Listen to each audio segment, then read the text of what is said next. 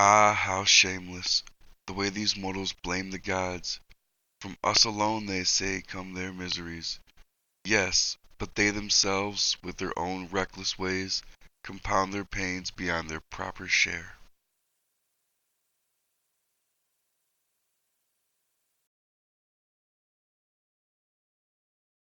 What's up, everybody?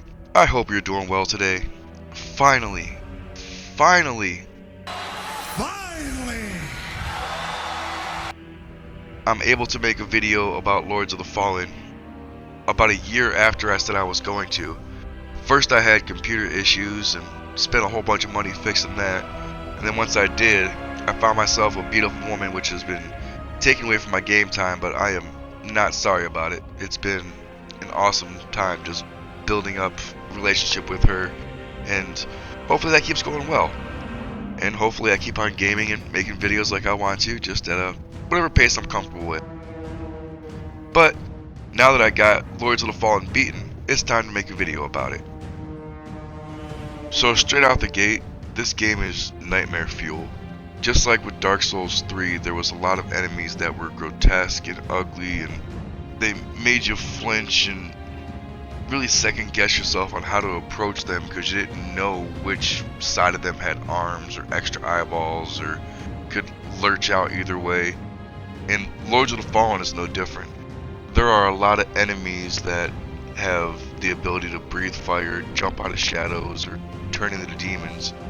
And I think that's really cool to see what the creators have put together, having their vision of nightmares come to life, and for us to be able to engage with them and see how we have to tackle them. And it's not just knights versus knights with swords. Instead, you get to use magic and fend off enemies different ways. So I really appreciate that. So I need to kind of go over the lore of what's going on in the game, which has been, just like every other Dark Souls game, very cryptic, very hard to understand. Have to look up videos on YouTube and read Reddit posts about what people's interpretations of this very vague story are. From what I understand in Lords of the Fallen, Mornstead is really a terrible place to live in. Basically, there are various divine forces fighting for its control, and there's no real good god to side with. Orius is a monotheistic god of light, akin to that of Abrahamic religions, and right now he is the dominant one. His worshippers are what you could consider the worst of Christianity during the Middle Ages, very devout at best, intolerant fanatics at worst. After you defeat a deer, the power of Orius remains absolute, and he will not thank you for the effort of serving him. The three judges that are bosses are aligned with him. Next up we have a deer. He is a cruel demon god and he is the maker of the Rogar. He is brutal, powerful, but he also genuinely cares for the outcome of humanity. In his dialogue during the last boss fight, he implores you to turn your back on Orius and side with him. If you do decide to side with him, he makes you the second in command and resurrects you in the body of a judge.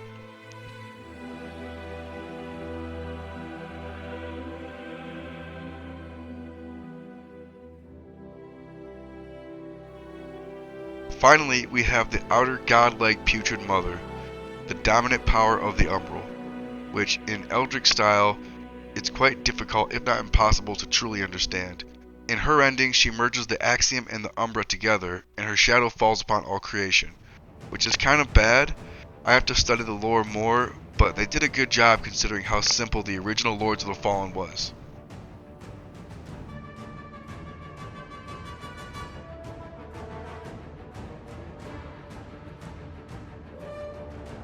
So I kind of had to explain what Umbral is. In Lords of the Fallen, every area is considered the Axiom, but you can go into the Shadow World, so there's two versions of every single area.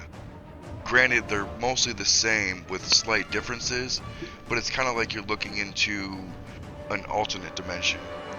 So in Mornstead, Umbral is often referred to as the world of the dead by most of the inhabitants.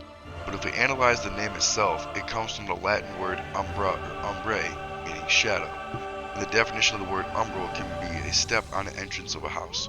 Therefore, The umbral is more like an entrance to the world of the dead. This seems to be inspired from the Purgatory from the Divine Comedy or Book of Enoch, where after the Nephilim made war with the humans, the souls of those who had died were gathered at the gates of heaven. This could be the reason why we see the stigmas in the game, or remnants of a memory or trauma that occurred that has enough spiritual energy to not fully go to the other side, but to stay in the axiom, hanging in the umbral in sort of like a limbo.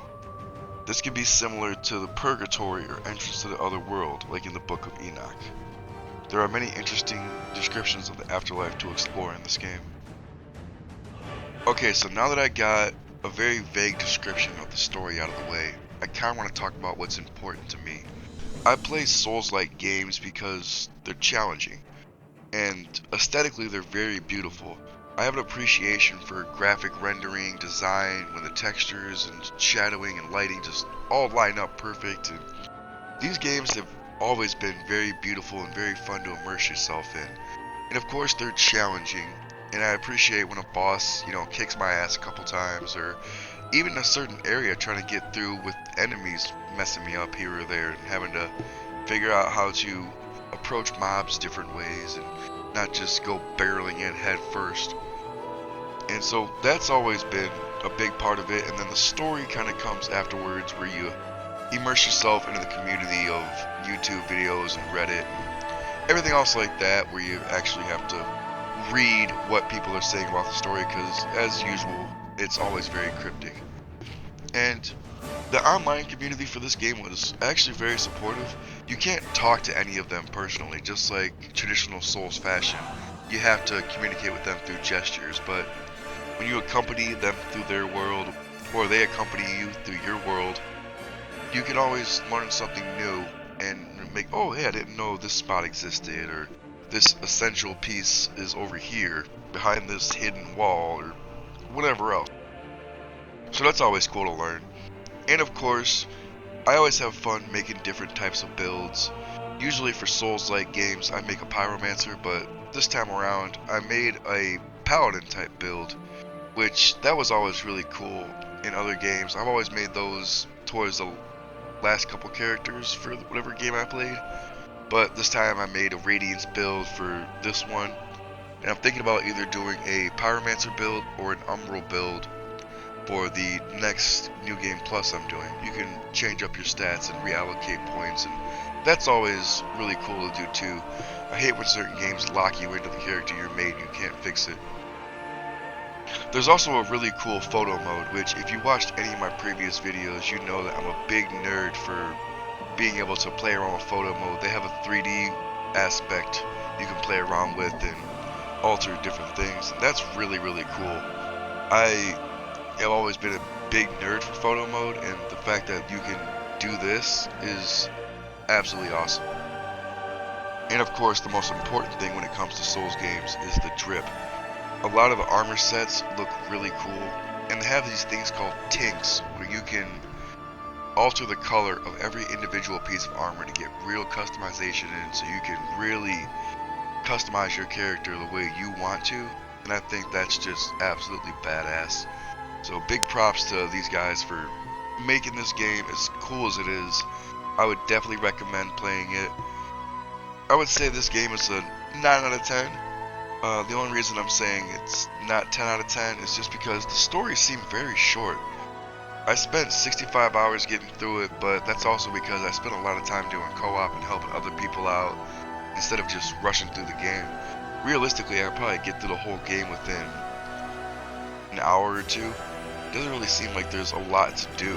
As long as you know where you're going and how to beat the bosses, it's pretty easy. And when I say easy, I don't mean that like the bosses themselves aren't hard, but when you over level yourself like I did, you can kind of just tank all damage and dual wield and use 2 power swords to beat the crap out of bosses before they beat the crap out of you. I'm not saying that's a bad thing, but it takes a little bit away from the actual challenge itself. But if you get a chance to, definitely pick this game up. I'd recommend it. It was fun. The next game I'm going to play is the South Park game. That's been sitting in my library for a while now. I bought that when it was on sale, and I loved the old games they had. The Fractured Butthole, the Stick of Truth. Those are both really fun games, and even the old games for N64 where you can piss on snowballs and throw them at turkeys. That was, classic South Park stuff that I absolutely loved, and I think this new game is going to be really incredible too. So we'll see how that goes. So before I leave, I want to say thank you to everyone watching this video. As usual, I want to remind you that this is just a journey for myself of a road to look back on in my gaming career when I'm too old to remember what I was playing and when I was playing it. And it's just cool to be able to record this, and if some of you enjoy it, I am actually happy I get to make you happy. As for right now, that's all I have for you guys. I'll see you in the next video. Have a good one.